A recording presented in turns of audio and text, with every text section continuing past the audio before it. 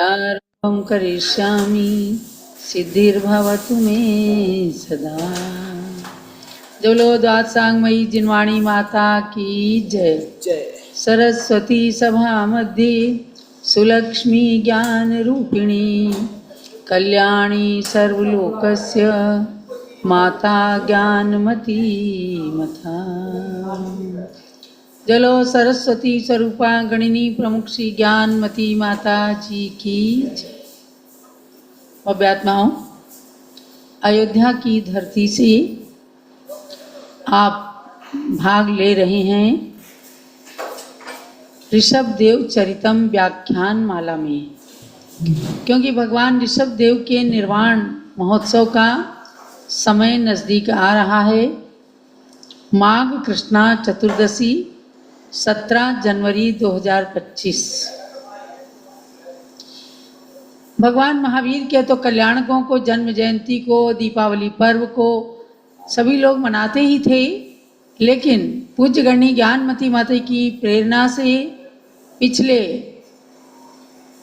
20-25 सालों से लोग हर समाज के अंदर भगवान ऋषभ देव की जन्म जयंती और उनके निर्वाण महोत्सव का कार्यक्रम भी आयोजित होता है। ये एक प्रसन्नता की और गौरव की, पुण्य की बात है, क्योंकि इस युग में तो भगवान ऋषभ देव ने ही जन्म लेकर, अयोध्या में जन्म लेकर, कैलाश पर्वत से मोक्ष को प्राप्त करके और जैन धर्म की अनादि निधनता का, सार्वभौमिकता का परिचय कराया। सारी विद्याओं का, कलाओं का, नारी शिक्षा का सूत्रपात अयोध्या नगरी से ही भगवान ऋषभ देव ने ही किया था। अब उनका जब निर्वाण महोत्सव आने लगा, पौष शुक्ला पूर्णिमा को भगवान ऋषभ देव ने कैलाश पर्वत पर अपने मन वचन काय इन तीनों योगों को निरोध किया, अर्थात एकदम शांत बैठ गए, दिव्य ध्वनि बंद कर दिया, समोसरण समापन हो गया, विघटित हो गया। तब सब लोगों ने जान लिया कि अब भगवान की आयु का अंत आ गया है और इंद्रों ने, देवताओं ने, स्वयं भरत चक्रवर्ती ने अखंड पूजा कैलाश पर्वत पर प्रारंभ कर दी थी। युग का वह आदिकाल था, उसी का स्मरण करके 14 दिवसीय योग निरोध का कार्यक्रम पूज्य माता जी प्रतिदिन कराती हैं। यहाँ भी कैलाश पर्वत की प्रतिकृति के आगे भगवान ऋषभ देव की प्रतिमा विराजमान है। योग निरोध की पूजा होती है और भगवान ऋषभ देव विधान का भी प्रतिदिन कार्यक्रम संघस्थ ब्रह्मचारिणी बहनें आयोजित करती हैं। उसी में पूज्य ज्ञानमती माता जी के द्वारा ही रचित श्री ऋषभ देव चरितम बहुत ही महत्वपूर्ण ग्रंथ है। आदि पुराण ग्रंथ का आधार है और तमाम ग्रंथों से इसमें प्रथमानुयोग, करणानुयोग, चरणानुयोग, द्रव्यानुयोग सारा सब कुछ भर दिया है प्रसंग प्रसंग के अनुसार। तो इसमें भगवान ऋषभ देव के 10 अवतारों को आप सुन रहे हैं। राजा महाबल की पर्याय से उन्होंने अपने मंत्रिवर स्वयं बुद्ध के संबोधन से सम्यक दर्शन को प्राप्त करके और ललितांग देव के रूप में दूसरे अवतार में आते हैं वो, और ललितांग देव की अवस्था में भी वहाँ सम्यक दर्शन से आकर के मध्यलोक में यहाँ पर राजा वज्रजंग हो जाते हैं और उनका रानी श्रीमती के साथ विवाह हो जाता है। यहाँ पर धुएं के कारण कमरे में दम घुटने से मर गए तो भोग भूमि के आर्य और आर्या हो गए। अब देखो ये 4 भव हुए, महाबल राजा, ललितांग देव, वज्रजंग राजा पुनः, और उसके बाद भोग भूमि के आर्य। वहाँ पर भी उनका स्वयं बुद्ध मंत्री जो मुनि अवस्था में थे, उन्होंने आकर के इन आर्य को और श्रीमती के जीव जो आर्या के रूप में हुए, वहीं पर उन दोनों को सम्यक दर्शन ग्रहण कराया और यहाँ से आयु को पूर्ण करके वे पुनः देव गति को प्राप्त कर लेते हैं। यानी ईशान स्वर्ग के अंदर वहाँ पर वो देव बनने और उस देवता की पर्याय में श्रीधर देव बनते हैं। होता ये है कि जो स्वयं बुद्ध मंत्री का जीव प्रीतिंकर मुनिराज के रूप में था, भोग भूमि में आर्य और आर्या को जिन्होंने सम्यक दर्शन धारण कराया था, अब उनके ही उपकारों की बात आगे श्रवण कीजिएगा। तो पांचवें भव श्रीधर देव की बात को सुनना है आपको। अंतर लक्ष्मी धरो अनंत गुणी बाह्य विभूतिमान समवादी शतेर भरता श्रीधराय नमोस्तुते। अर्थात अंतरंग लक्ष्मी रूप अनंत चतुष्टय से समन्वित अनंत गुणों के धारी तथा श्री माने बाह्य लक्ष्मी के रूप में समो शरण के जो स्वामी हैं, ऐसे श्रीधर यानी एक बार श्रीधर को भगवान की पर्याय में घटित करते हैं और एक बार श्रीधर देव के रूप में। तो जो श्री माने अंतरंग बहिरंग लक्ष्मी को प्राप्त करने वाले हैं, ऐसे भगवान ऋषभदेव को मेरा नमस्कार हो। और उनके पूर्व के पांचवें भाव में जिन्होंने श्रीधर की पर्याय पाई, श्रीधर देवता की पर्याय, उनको भी यहाँ पर स्मरण किया। तो श्रीधर पर्व के रूप में यद्यपि भगवान ऋषभदेव को नमन किया है, फिर भी उनके पंचम भाव में से संबंधित श्रीधर देवता का नाम भी यहाँ पर द्योतित हो जाता है, प्रकट हो जाता है। तो आपको जानना है कि पांचवें भाव में ऋषभदेव से पूर्व के पांचवें भाव में वे ईशान स्वर्ग में श्रीधर देवता बनते हैं। कैसे बनते हैं? तो एक श्रीप्रभ नाम का पर्वत था, वहाँ ध्यान करते हुए प्रीतिंकर मुनिराज, जो महाबल राजा के स्वयं बुद्ध मंत्री थे और वे सम्यक दृष्टि थे, मुनि बन करके अब यहाँ प्रीतिंकर मुनिराज को श्रीप्रभ नाम के पर्वत पर केवल ज्ञान प्रकट हो जाता है। केवल ज्ञान कैसे प्रकट होता है? घातिया कर्मों का नाश कर दिया। ज्ञानावर्णी, दर्शनावर्णी, मोहनी, अंतराय, इन चारों कर्मों का नाश कर ध्यान में लीन हुए। सारे वैभव से, शरीर से भी मोह को छोड़ करके आत्मा में तन्मय हो गए, ध्यान में लीन हो गए, तो उनको केवल ज्ञान की प्राप्ति हो गई कर्मों के नाश से। तब वहाँ गंध कुटी की रचना हो गई। तो ईशान स्वर्ग के अंदर जो श्रीधर देवता बने थे, भोग भूमि के आर्य, वहाँ पर अवधि ज्ञान से जान लेते हैं कि भले ही मेरे मंत्री थे ये, लेकिन अब तो मेरे गुरु प्रीतिंकर हुए, प्रीतिंकर मुनिराज, और उनको केवल ज्ञान हो गया है। वहाँ आकर के धर्म का श्रवण करते हैं।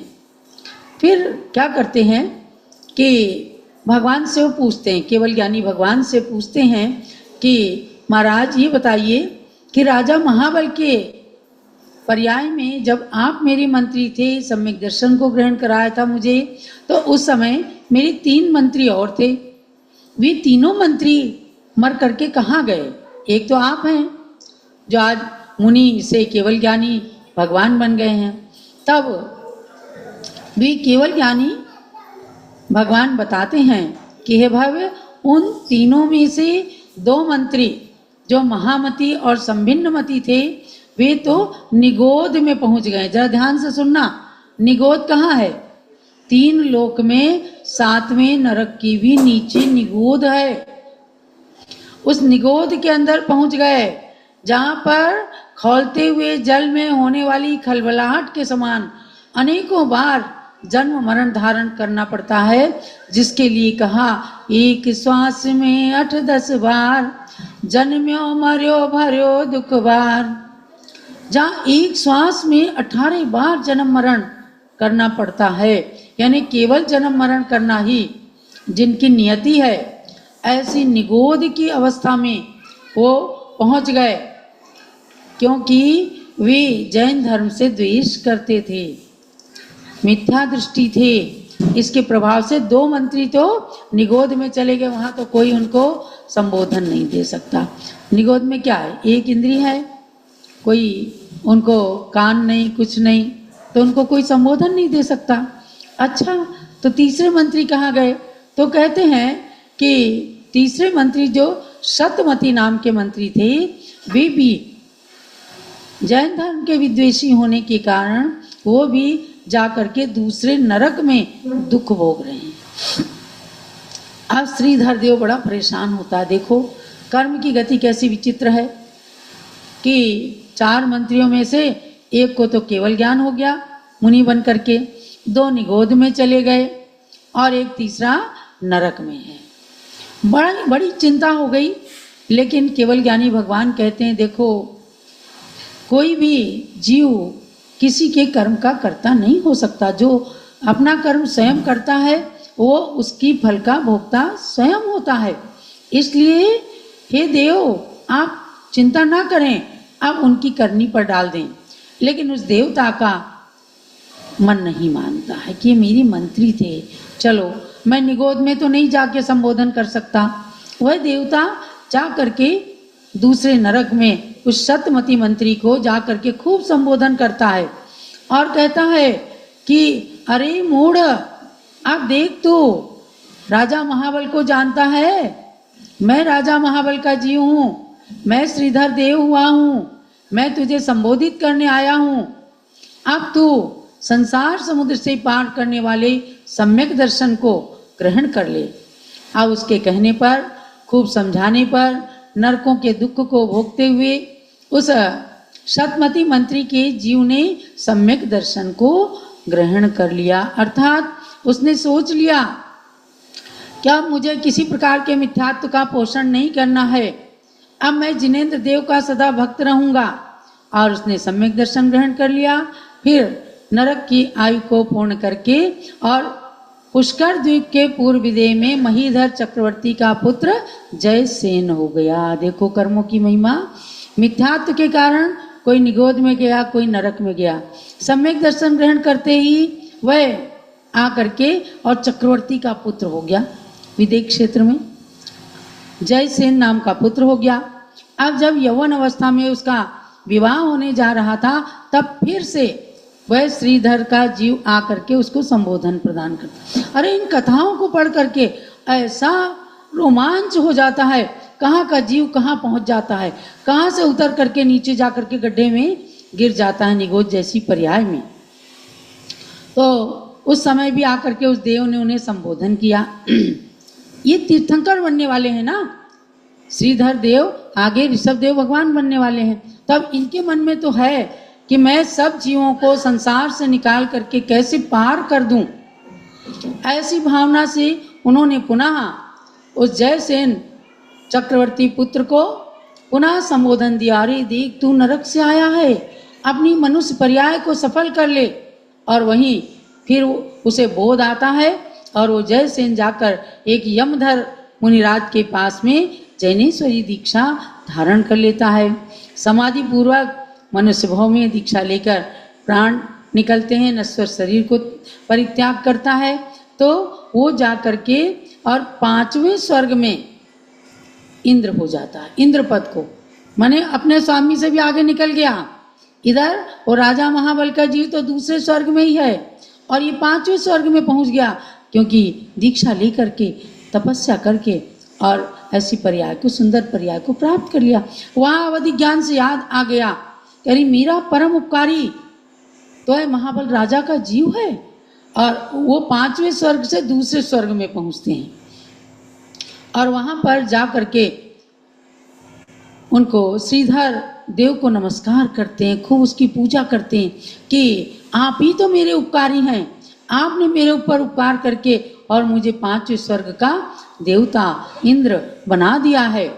तो देखो भव्यात्माओं, आचार्य जिनसेन स्वामी संबोधन करते हुए कहते हैं, हे भव्यात्मन, कर्मों की गति बड़ी विचित्र है। इन कर्मों से डरना है, पुण्य कर्म करना है, पाप नहीं करना है, धर्म से विद्वेष नहीं करना है, मुनियों से द्वेष नहीं करना है और अपनी गति को सुधारने के लिए किसी से भी द्वेष करना अच्छी बात नहीं होती है।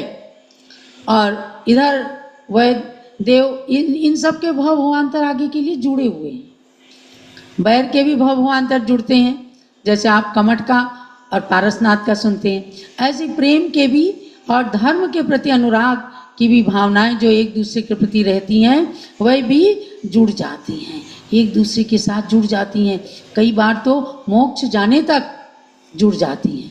भगवान ऋषभ देव के 101 पुत्रों का मंदिर आपने देखा, ये भी पूर्व जन्म से भगवान ऋषभ देव के साथ जुड़े हुए थे और ऋषभ देव की पर्याय में आकर उनके पुत्र बन गए और उसी भाव से मोक्ष प्राप्त कर लिया। तो ये कथानक हमें बताते हैं कि अगर किसी से मैत्री करो तो एक दूसरे के लिए कभी भड़काओ मत। अगर असली मैत्री है, धर्म के मार्ग में, मोक्ष के मार्ग में प्रवृत्ति कराओ और भव भव में यही कामना करो कि हम तुम्हें धर्म में लगाएंगे। जब हम कहीं पर भी जाएंगे तो हम आपको धर्म का संबोधन कराएंगे। तो ये मैंने आपको भगवान ऋषभ देव की 5वें भवपूर्व श्रीधर राजा का कथानक सुनाया और वे अपने देव की पर्याय को पूर्ण करके वहाँ के सुखों को भोग करके आगे जा कर के पुनः मध्यलोक में आते हैं और जम्बूद्वीप के पूर्व दिक क्षेत्र के अंदर महावत्सा देश की नगरी सुसीमा नगरी के राजा सुदृष्टि रानी, राजा की रानी के राजा थे सुदृष्टि, उनकी रानी सुंदर नंदा के घर में आकर के और पुत्र रत्न के रूप में जन्म ले लेते हैं। इस भाव को आप कल सुनेंगे। ये ऋषभ देव चरितम ग्रंथ इतना महत्वपूर्ण है, केवल कथानक ही नहीं है। अब आप देखिए कि इस कथानक को कहते हुए ज्ञानमती माता जी इतनी सुंदर सुंदर बातें इसमें कहीं तिलोय परिणति भरती हैं कि नरक कैसे होते हैं, किस नरक में कितने बिल है, कैसे वहाँ जन्म लेते हैं। जैसे क्या है, मनुष्य जो है माँ के गर्भ में 9 महीने तक रहता है, तब उसका जन्म होता है। देवताओं में उपपाद सैया लगी होती है, वहाँ जब उठते हैं अंतर्मुहूर्त के अंदर उनका नव यौवन का 16 साल के युवक का शरीर मिल जाता है और वे वहाँ के सुखों का उपभोग करते हैं। अब नरक में जीव कैसे जन्म लेता है? तेषां छिन्नानि गात्राणि संधानं यान्ति तत्क्षणं दंडारतानि वारिणी यद्वद् विक्षिप्य शल्कषः। वहाँ कहते हैं, पहले भी बताया कि उन नरक की पृथ्वियों में जीव मधुमक्खियों के छत्ते के समान लटकते हुए घृणित स्थानों में नीचे की ओर मुख करके औंधे मुख पैदा होते हैं। यहाँ जाना देखना, घंटे की तरह से यहाँ नीचे लटकाया गया और उसमें नीचे मुख करके एकदम लटक करके और नरक भूमि में जाते हैं। जैसे उसमें से लटक रहे होते हैं, बस 48 मिनट के अंदर अंतर्मुहूर्त के अंदर दुर्गंधित घृणित आकृति वाली शरीर की पूर्ण रचना उनकी बन जाती है और बस एकदम वृक्ष के पत्ते से जैसे शाखाएं कोई टूटती हैं, पत्ते गिरते हैं, उस प्रकार से गिरने के समान वे नारकी जीव अपने शरीर की रचना पूर्ण होते ही उत्पत्ति स्थान से जलती हुई अत्यंत दुस्सह नरक की भूमि में गिर पड़ते हैं। अब जब गिरते हैं तो क्या होता है? तहाँ भूमि पर सत दुखी सो बिच्छू सहस डसे नहीं तिसो। 1000 बिच्छू डस लें जितना कष्ट नहीं होता, उससे कहीं अधिक कष्ट उन नारकियों को नरक भूमि का स्पर्श करते ही होता है। वहाँ की भूमि में खूब तीक्ष्ण धार वाले हथियार गड़े रहते हैं और नारकी उन हथियारों की नोक पर गिरते हैं, जा करके उनके शरीर के टुकड़े टुकड़े हो जाते हैं। रोते हैं, चिल्लाते हैं, उनके शरीर की संधियां सब छिन्न भिन्न हो जाती हैं और वहाँ पर इतनी गर्मी इतनी सर्दी है कि एकदम उछल पड़ते हैं। लेकिन वहाँ कैसे, अभी मैंने श्लोक पढ़ा कि जिस प्रकार किसी दंडे से ताड़ित हुआ जल बूंद बूंद करके बिखर जाता, किसी समुद्र में किसी जल में आप जोर से डंडा मारें तो क्या होगा, एक एक बूंद बिखरेगी, फिर उसे मिल जाएगी और फिर क्षण भर में वह मिल करके जल एक हो जाता है। उसी प्रकार से उन नारकियों का शरीर भी हथियारों के प्रहार से छिन्न भिन्न होकर जहाँ तहाँ बिखर जाता है, फिर क्षण भर में फिर एक हो जाते हैं। कहीं पारे की उपमा दी है कि पारे को चाहे जितना अलग करो फिर एक हो जाता है। ऐसे कुल मिलाकर के शरीर फिर एक हो जाता है और जब तक जितनी आयु है उतनी भोग करके ही मरना पड़ता है। बेचारे सोचते हैं किसी तरह मैं मर जाऊं, विष खा लूं, तलवार की धार के नीचे बैठ जाऊं, किसी तरह मुझे कोई काट दे मार दे मैं मर जाऊं। मरते नहीं और वहाँ के दुखों को झेलना पड़ता ही है। लोग सोचते हैं कई बार क्या है कि मनुष्य लोग सोचते हैं मेरे ऊपर कर्जा बहुत हो गया है, या मैं अपने जीवन से निराश हो गया हूँ, परेशान हो गया हूँ, चलो जहर खा लूँ, मर जाऊं, आत्महत्या कर लूं। तो आत्महत्या यहाँ तो कर ली और उसके बाद जब नरक में जाएंगे ना, आत्महत्या करने के बाद जीव नरक में जाता है। नरक में कितना ही मरना चाहे तो वहां मर नहीं सकते। इसलिए हरे भव्यात्माओं चिंतन करना, कैसी परिस्थिति आ जाए आत्मघात करने की कभी भी कोशिश मत करना। इस जन्म से छूट जाओगे तो अगले जन्म में जाकर के न जाने कितना कष्ट, सागरों तक का कष्ट भोगना पड़ेगा। अरे वैराग्य धारण कर लो, संसार में कोई अपना नहीं है, चाहे कैसी परिस्थिति आ जाए। धर्म को मत छोड़ो, धर्म को धारण करो। किसी गुरु के पास चले जाओ, घर छोड़ करके कहीं तीर्थ पे चले जाओ, लेकिन कभी भी कोई महिलाएं, कोई बहुएं, कोई बेटियां, कोई पुरुष मन में आत्महत्या के भाव भी नहीं लाना। ऐसे जा करके नरक गति के दुखों को भोगना पड़ता है। उस नरक में भी अगर कोई श्रीधर देव जैसा, राजा महाबल जैसा कोई हितैषी हुआ तो ही जाके संबोधन करते हैं। तो वहाँ से एक मंत्री को संबोधन करके उन्होंने निकाला और भवान्तर तक फिर उनका संबंध जुड़ा रहा। ऐसे पुण्य कार्य करने वाले, पुण्य का घड़ा भरने वाले भगवान ऋषभ देव के लिए बारंबार नमस्कार करते हुए इस 5वें भव को यहाँ समापन करते हैं और कल पुनः हम आएंगे राजा सुविधि की पर्याय में 6ठे भव में। चलो ऋषभ देव भगवान की